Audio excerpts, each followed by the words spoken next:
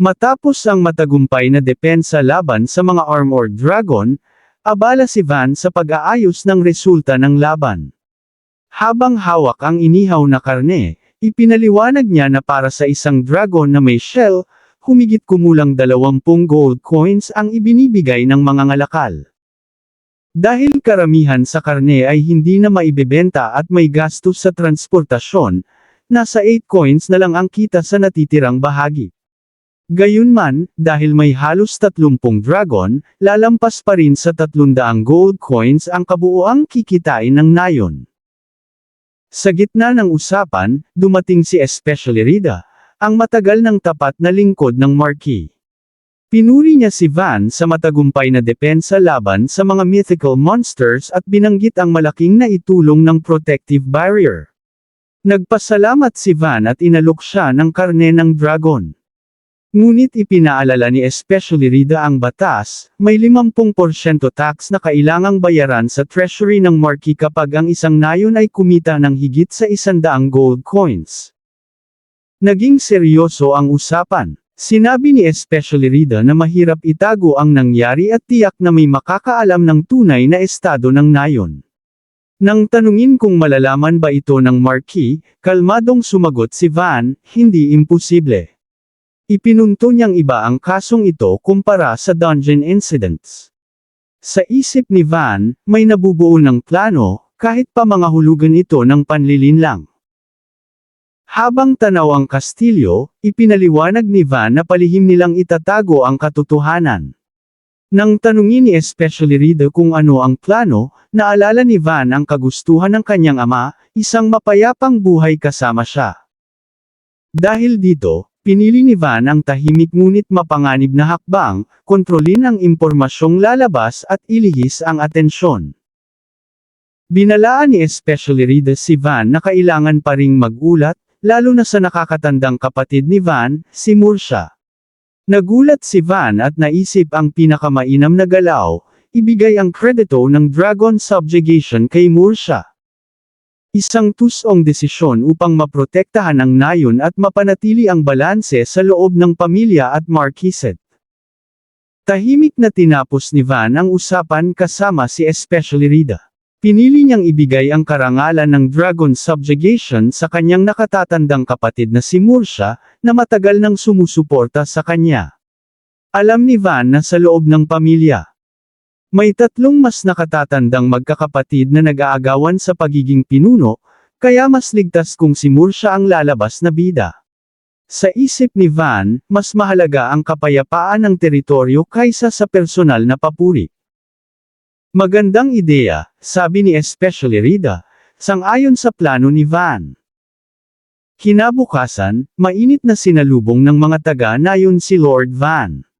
Masigla ang mga boses, may nagpapasalamat, may natutuwa, at may halatang gamaan ng loob matapos ang panganib na kanilang pinagdaanan.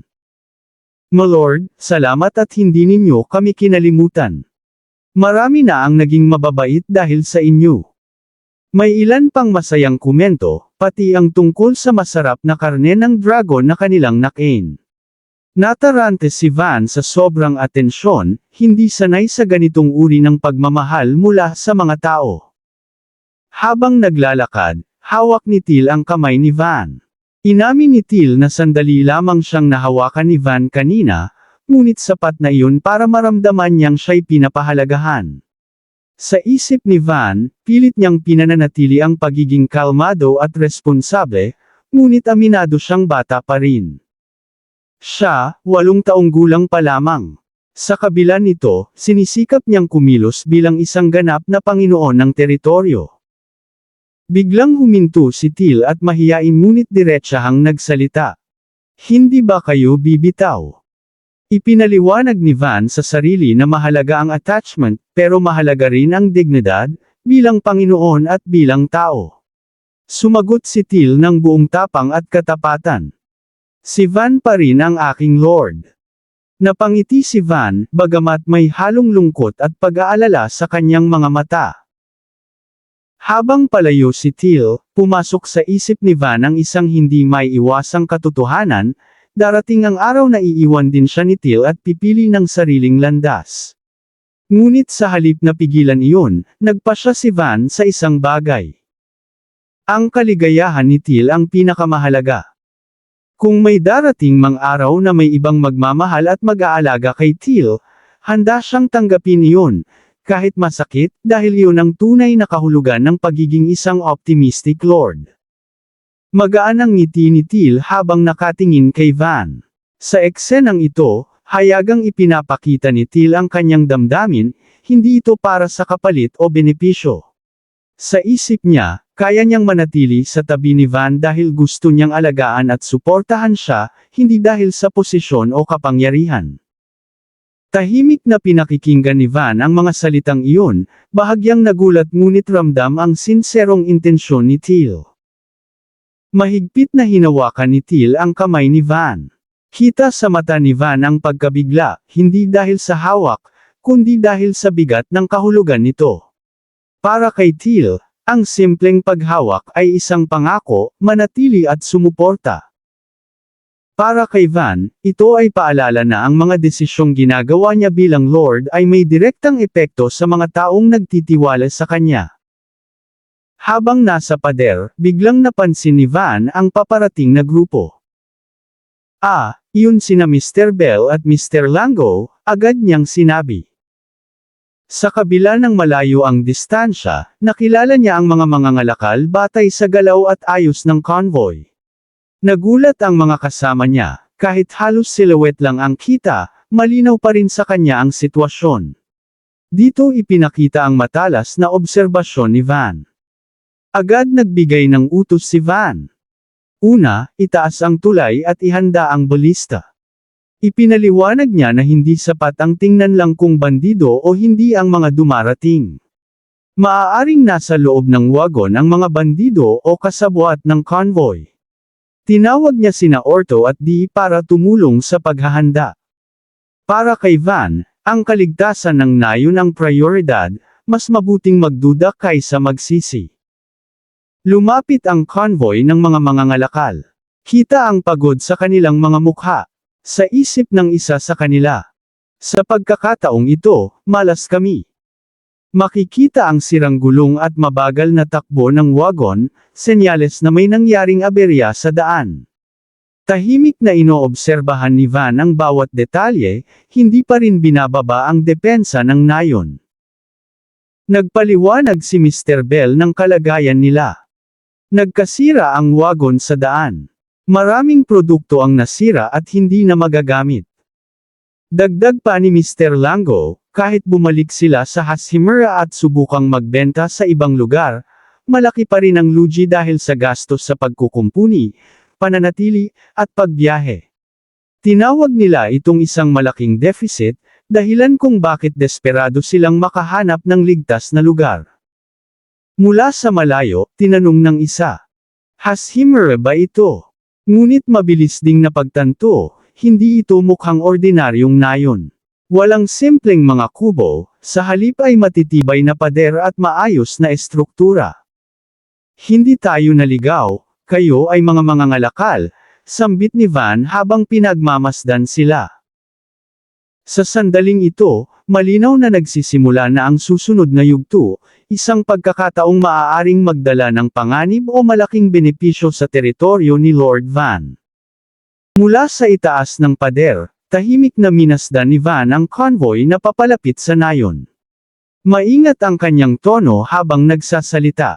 Ipinakilala niya ang sarili bilang may-ari ng nayon na Van Neriferto at agad na naglatag ng kondisyon. Kung tunay silang mga mangangalakal, kailangan nilang banggitin ang pangalan ng kanilang trading company. Kung may escort naman, kailangan ding ailahad ang kanilang posisyon at pangalan. Kita sa kilos ni Van na hindi siya basta-basta nagtitiwala, ito ay bahagi ng kanyang pamumuno bilang isang batang Lord na inuuna ang seguridad ng teritoryo. Sa loob ng convoy, nagbulungan ang mga kasama. Napansin ng isa na ang lugar ay hindi simpleng nayon, ang estruktura at depensa ay parang isang kuta. Isa sa mga lalaki ang nagtanong kung si Van ba ang ika-4 na anak ng Marquis na usap-usapan bilang isang child prodigy. Nagulat sila lalo nang mapagtanto na ang batang ito, na wala pang 10 taong gulang, ay may-ari at namumuno na sa buong nayon. Para sa kanila, kakaiba at halos hindi kapanipaniwala ang sitwasyon. Matapos ang maikling pagsusuri, pinayagan ni Van ang convoy na pumasok.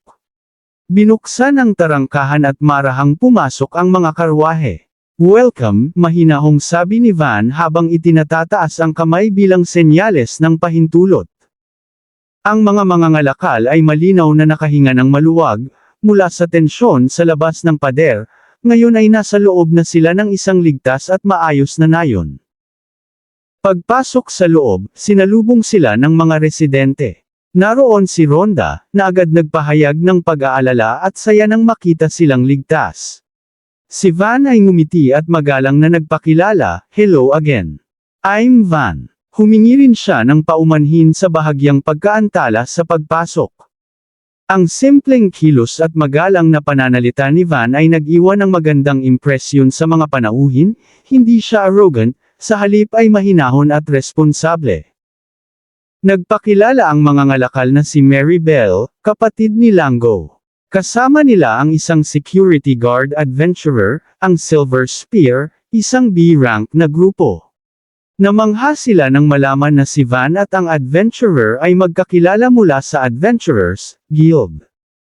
Sa pag-uusap, nabanggit ang tungkol sa Armored Dragons at kung paano ito napasuko. Lalong nagulat sina Bell at Lango, kahit ang mga veteranong adventurer ay umiiwas sa ganitong halimaw. Nang itanong kung maaari bang ibenta ang dragon shell parts, agad na nakita ni Van ang oportunidad. Sa halip na lugi, napagtanto ng lahat na ang nayon ay nakakuha ng napakahalagang materyales, dahilan upang magpasalamat sila sa magandang kinalabasan. Pagpasok nila sa bodega, nagulat ang mga mangangalakal sa sobrang dami ng nakasalansang gamit. Halos umabot sa kisame ang mga tumpok ng armor, especially Rida, at iba pang kagamitan na maayos na nakatali at nakastack. Ayon sa ulat nila, ang mga materyales na ito ay nakuha mula sa mahigit 20 hanggang 30 armored dragons na kanilang napasuko. Sa unang tingin pa lang, ramdam na ramdam ang bigat ng halaga at kalidad ng mga kagamitan. Ipinaliwanag ni Van, ang batang lord, na matapos nilang mapayapa ang halos 40 dragon, ay may 30 tao rin ang naaresto. Dahil sobrang dami ng nakuha, ginamit nila ang mga wagon at tao para ilipat ang mga kagamitan. Nang tanungin niya ang mga mangangalakal kung ano ang tingin nila, halatang nabigla at namangha ang mga ito, lalo na nang marinig na naibalik na agad ang mga wagon kahit sa dami ng kargamento. Sinabi ng mga mangangalakal na masyadong marami ang karne para maubos ng iisang nayon, at kapag hindi agad na ilabas, masisira lamang ito. Kaya iminungkahi nila na dalhin ang karne sa kalapit na nayon para maibenta, kapalit ng tamang bayad. Ipinaliwanag nila na ang lugar ay isang mahirap na nayon, at matapos magbayad ng buwis, halos wala nang natitirang ipon ang mga tao, kaya posibleng kapusin din ang pagkain sa mga susunod na araw. Tahimik na nag-isip si Van, saka nagmungkahi na magbigay na lang ng ilang karne ng libre para matulungan ang mga tao. Napansin ng isa sa mga mangangalakal na kahit trader siya, hindi pera ang pangunahing iniisip ni Van. Sa huli, nagpasya sila na ibigay ang karne ng libre, kahit halos wala silang kikitain, isang desisyong malinaw na inuuna ang kapakanan ng mga mamamayan kaysa tubo. Bilang kapalit, nangako ang mga mangangalakal na babayaran pa rin ng maayos ang mga bandit materials, at naniniwala silang babalik ang halaga nito sa hinaharap dahil sa tiwalang binuo ni Van.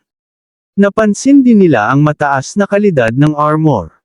Pati ang husay ng mga gumawa nito, mula sa karpintero hanggang sa panday. Sa puntong ito, lalong tumibay ang reputasyon ng teritoryo ni Van bilang lugar na hindi lang malakas sa depensa, kundi may pusong tumutulong sa kapwa. Sa harap nina Mary Bell at Lango, inilabas ang isang piraso ng dragon skin na may kasamang shell. Kitang-kita ang kapal at tibay nito habang sinusubukan ng isa sa kanila na hiwain gamit ang especially rida.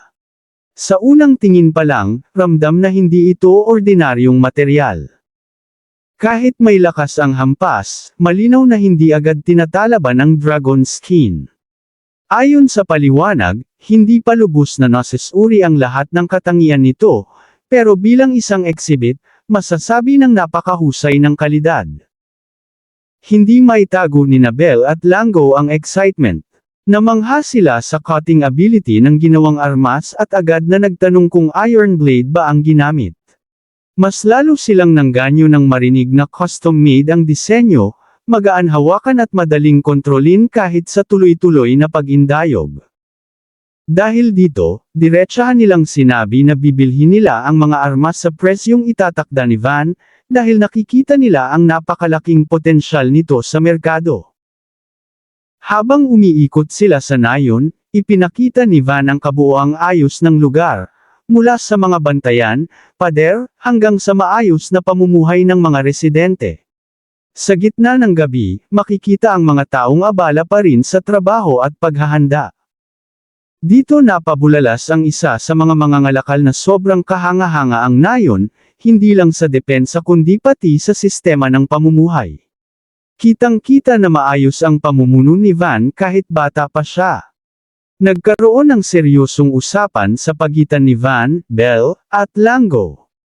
Iminungkahi ng mga mangangalakal na dalasan ang pagbisita ng trade group, maaaring 2 beses sa isang buwan, at sila na rin ang baalang ipakilala at i-advertise ang mga armas ng nayon. Sumang-ayon si Van at sinabi niyang sapat na ang isang maayos na pagkain para mapasaya ang mga mamamayan. Sa isip ni Van, mas mahalaga ang moral at kasiyahan ng mga tao kaysa agarang tubo. Nagtaka sina Bell at Lango kung paano mas lalong mapapalago ang bentahan. Ipinaliwanag ni Van ang kanyang ideya, kung palaging dumadaan sa iisang ruta ang mga mangangalakal at doon mismo nagbebenta ng armas, natural na dadami ang customer.